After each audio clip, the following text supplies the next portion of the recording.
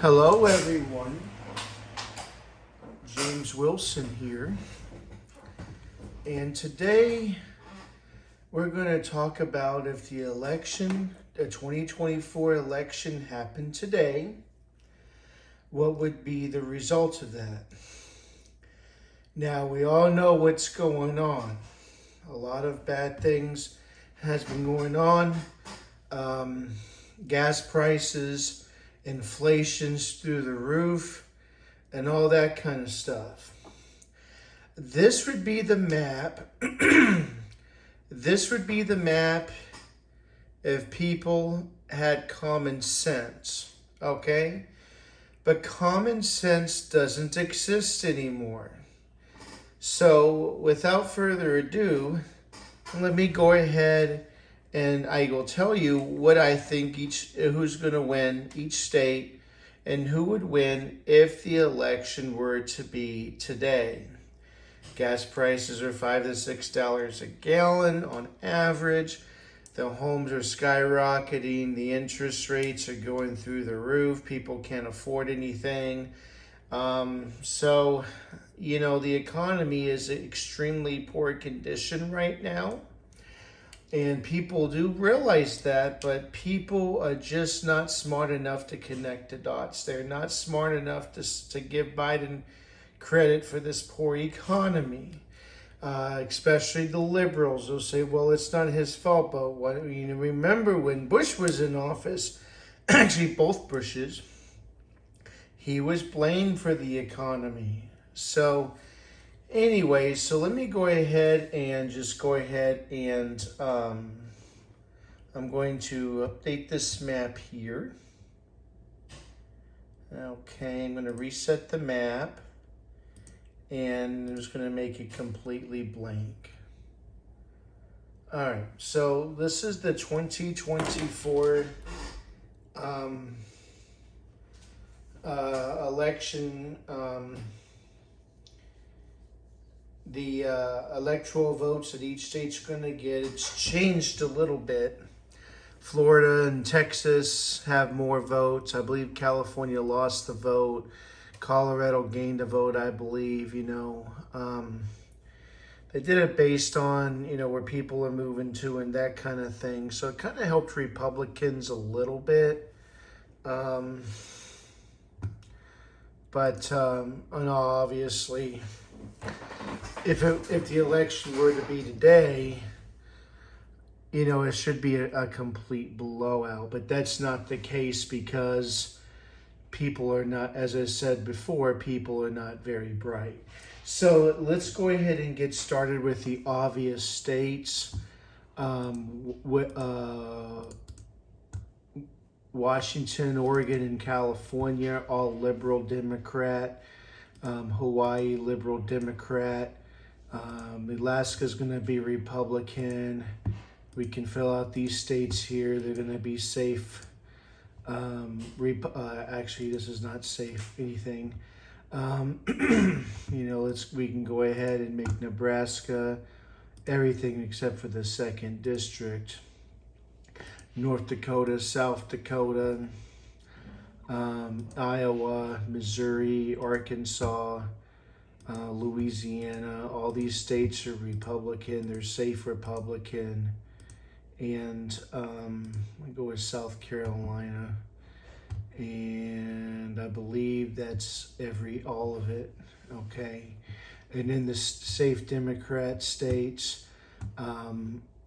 up here, go with New York, Vermont. I'm not even going to go with Maine at large. I'll go with Massachusetts, Rhode Island, Connecticut, New Jersey, Delaware, Maryland, and Washington, D.C. All right, so I can guarantee you, 100% that the Republicans and Democrats are going to win these states here. Okay.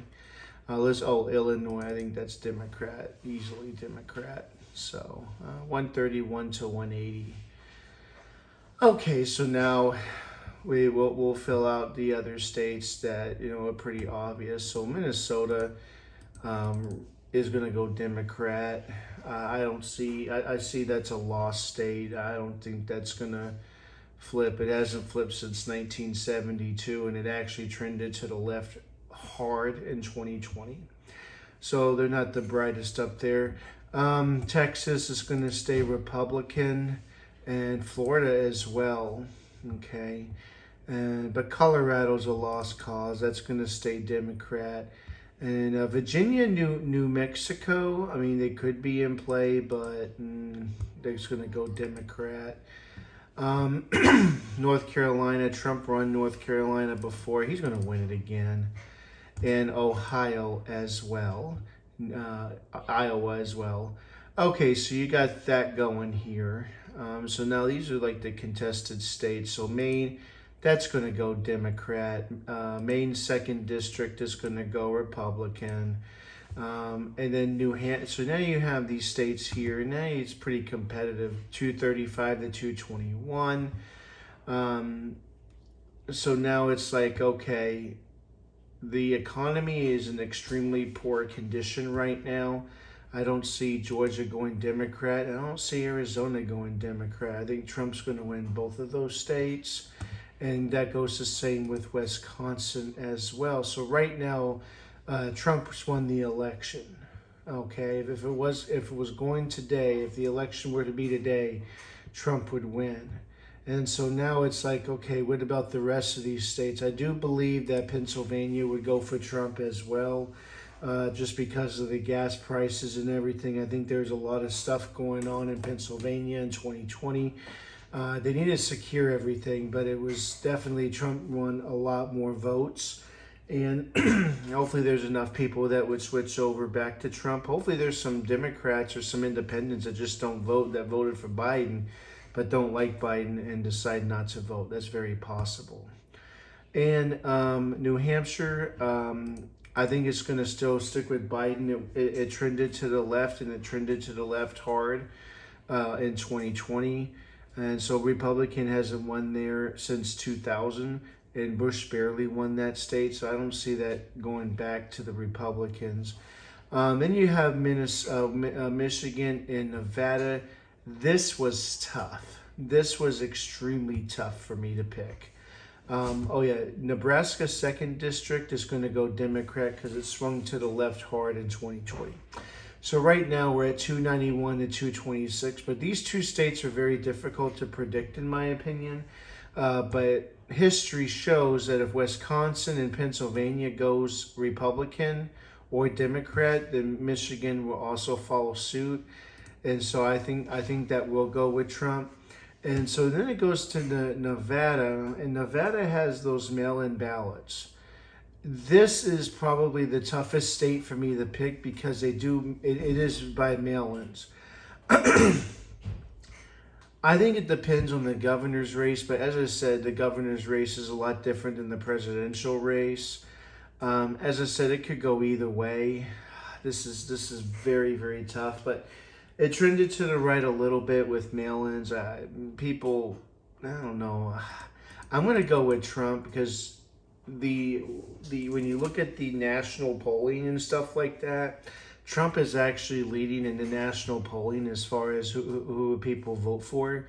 And so since Nevada was very close last time, I'm going to go ahead and give it to Trump. So 312 to 226, that is my prediction if the election would be held tomorrow. Like and subscribe to my channel. Any comments would be greatly appreciated. Thank you.